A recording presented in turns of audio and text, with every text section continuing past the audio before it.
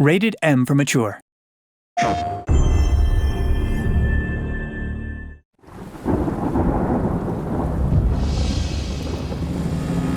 My dear sister, I write these lines with a heavy heart as I find myself, once more, imprisoned by shogunate forces. These corrupt men accuse me of treason, but I say it is they who betray our land, leaving her in great despair. They are scared and weak, clinging to power, no matter the cost.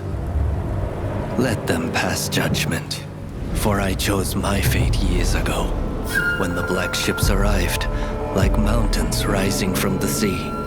It struck fear into their hearts that night, but for me, a flame was kindled, flickering with the promise of a new Japan. She can be sovereign, and she can be free. Seize this opportunity, my sister. Rise up and oppose. Seek allies wherever you find them, and bring them to our call. For if our vision is to succeed, the shogunate must fall.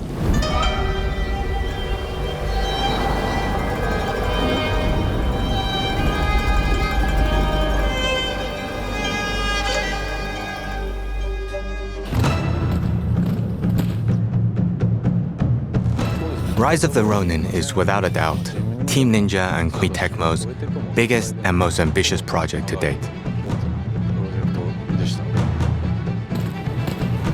Team Ninja has always designed action games, usually following a linear level design, which leads to an all-powerful boss. This time, I wanted to make a game where the player could fully immerse themselves into the game's world, the universe and story.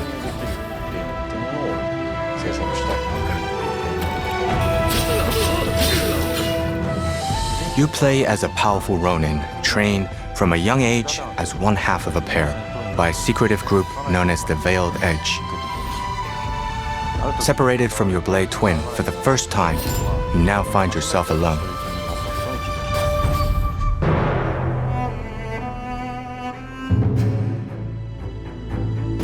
The Bakumatsu era is a special period in history for Japan. American gunboats, known as the Black Ships, arrived off the coast of Japan in the mid-1800s, forcing Japan to open up its market to the Western powers. This caused great turmoil in the country between the ruling shogunate, who looked to maintain military power while containing both the threat from the West, as well as the anti-shogunate forces, such as the Choshu clan, who wanted to overthrow the shogunate and change the way Japan was run. As the smoke rises, so shall we. So shall we! You could say that Haji and the Shoka Shinjuku school was the birthplace of this ideology, following the teachings of its most influential figure in Yoshida Shoin.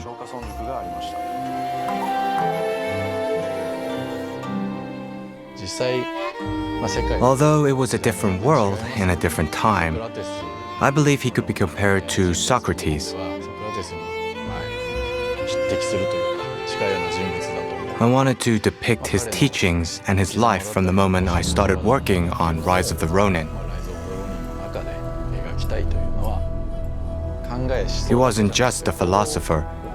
He insisted on the importance of taking action. The people must rise and demand revolution.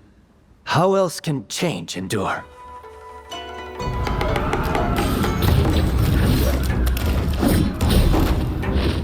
Rise of the Ronin is set during the period known as Bakumatsu, and at the moment that is the darkest before dawn.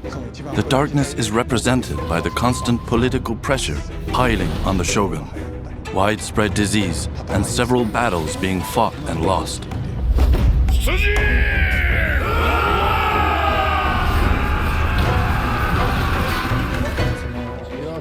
I wanted to show that energy building up in these darkest moments, while the people waited for everything to implode.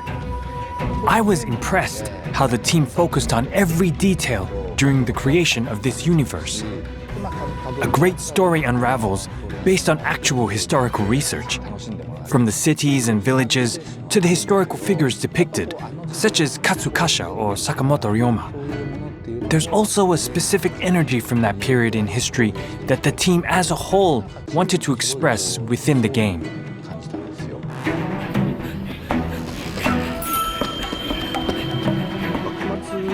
Looking at the Bakumatsu era, it was a time where multiple schools of thought and cultures were merging together.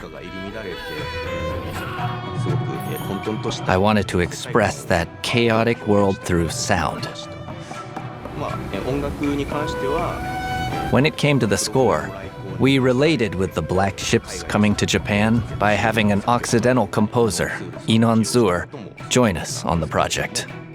It's interesting to notice that the two main instruments that are carrying most of the melodies in the score are one Japanese and one Western. The cello, on one hand, it's very westernized, but playing the Japanese melodies, it's almost like talking to this era.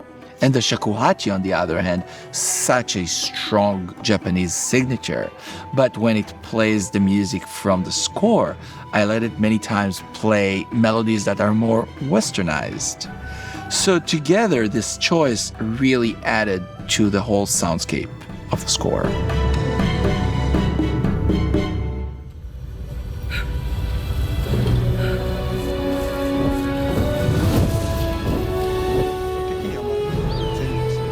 From an art perspective, it was not just about building a large-scale world, which would have been planned.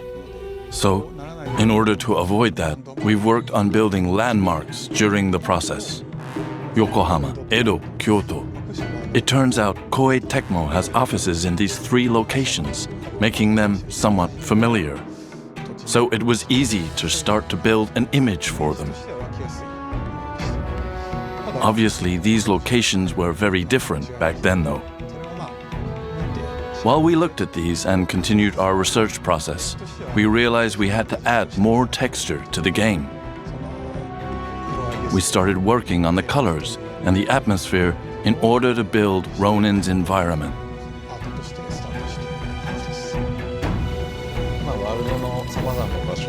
As you wander through various locations, some territories are dangerous as they are controlled by bandits. Alternatively, a city would be ruled differently, bringing in new types of challenges and battles. You can feel how that was recreated as you play the game. I believe players will be able to enjoy that. It is time to end this.